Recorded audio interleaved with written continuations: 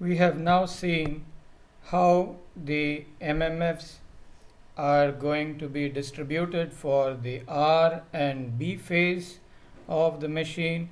So we have a situation where you have the windings of the R phase, winding of the B phase. These have been connected to the R phase supply of the grid, and then the B phase supply of the grid, B as is marked in the phasor here. And now we have the G phase of the machine. This can now be connected to the G phase of the grid. So this is R grid, B grid and G grid. These may be connected in star so that the phase voltages appear across the respective phases in the machine. That means if it is interconnected in this manner, the voltage R grid appears across the winding R, the voltage B grid appears across the winding B, the voltage G grid appears across the winding G, and you are going to have a flow of current IR, IY and IB either into the grid or out of the grid if it is going to be operation as a generator, into the machine if it is operating as a motor.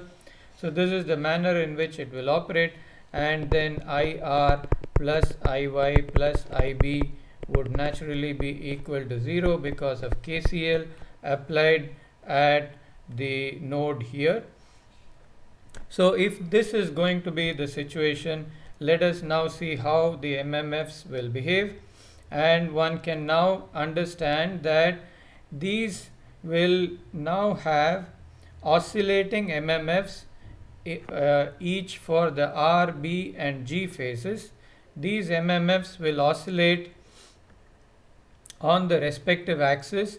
The R phase MMF is going to be oscillating on the R phase axis, the B phase MMF will oscillate along the B phase axis, and the G phase MMF will oscillate along the G phase axis. So you really have a situation like this where the R, B and G oscillate at the respective axis at their location, but because the phase flows, that is IR, IB and now IG as well, IG is going to be further 120 degree phase shifted, so that would start thereabouts somewhere here, and then you're going to have a waveform like this. Because they are all phase shifted with respect to time, the oscillations will not be in synchronism, they will be oscillating little out of phase, and that can be seen as is shown by the animation here. Here you have the animations for the R, B and G phases. So you can see that, let us consider the instant when the R phase becomes highest, then you get another phase, and then you get another phase. So you have the three MMFs that are oscillating in different phase displacements, but nevertheless you can see that all of them oscillate with the same frequency. And one can also see from the x-axis that one cycle of the waveform distribution happens over the 360 degrees. Here the x-axis is marked from 0 to 360 degrees, and one cycle of the MMF distribution in each of the phases is completed over this 360 degrees. So this is the sort of variation that you are going to have in each of the phases of the machine when sinusoidally excited. But nevertheless, if you are now going to look at what the MMF is going to be at any given angle, let us say if you take 100 degrees, how much is the MMF at any given instant? So at any given instant, the MMF that is available here would be the sum of all the 3 MMFs at 100 degrees. Similarly, at every angular location, the net MMF is going to be the sum of all the 3 MMFs. And if we plot that on the same graph, how will that look like? Let us see. Here we see the net MMF also shown. The net MMF is this one. The individual MMFs you see are oscillating about their respective axis, whereas the net MMF is not an oscillatory MMF. It is an MMF that appears to rather move across the x-axis. You can see that the MMF is really moving from one end to the other slowly, while the individual MMFs are oscillating.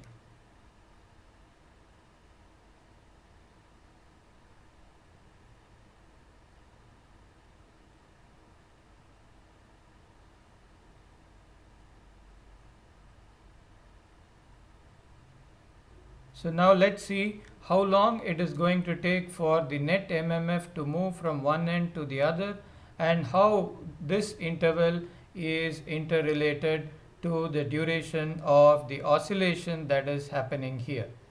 So now let's start looking at it when the MMF reaches the maximum at some point. So let us say we start here, and as it moves along, you see that the red MMF, for example, has reached the negative value maximum, and then it goes high again, and then it reaches the next maximum when exactly this has started. So this means that the net MMF, in order to start from a particular location, go all along the x-axis and return back to the same location, it is the same duration as is taken by each of the oscillating MMFs to complete one oscillation, which means that each of these MMFs, the duration it is going to take to complete one oscillation is one cycle of the AC waveform. We have already seen that when one cycle of the AC waveform is completed, the oscillation is one complete oscillation of each MMF waveform. That means the resultant waveform is going to take the same duration to go through 0 to 360 degrees as is going to take this waveform to go from 0 back to 0 over one full AC cycle.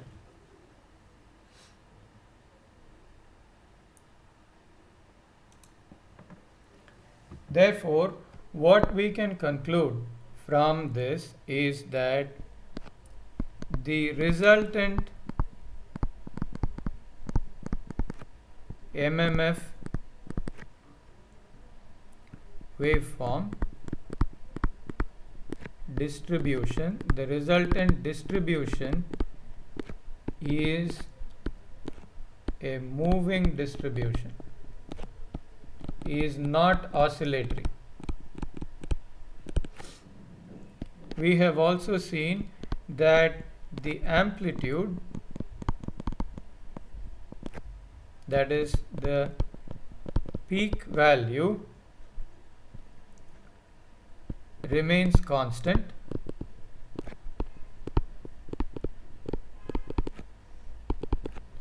The location of the peak shifts from 0 to 360 degrees. One cycle of movement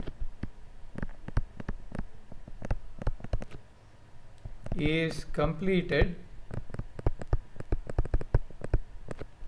during one cycle of mains current variation.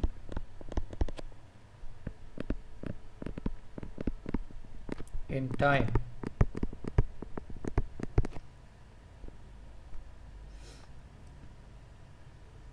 These then are the main observations that we have with respect to the net MMF waveform. It is also important to note that the net MMF is also sinusoidally distributed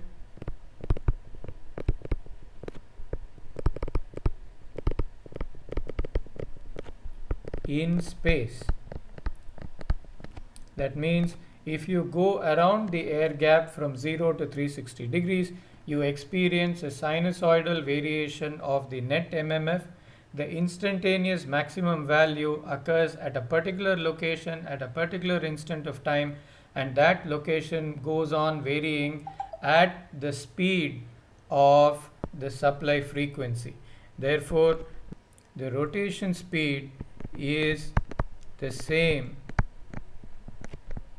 as that of the excitation frequency.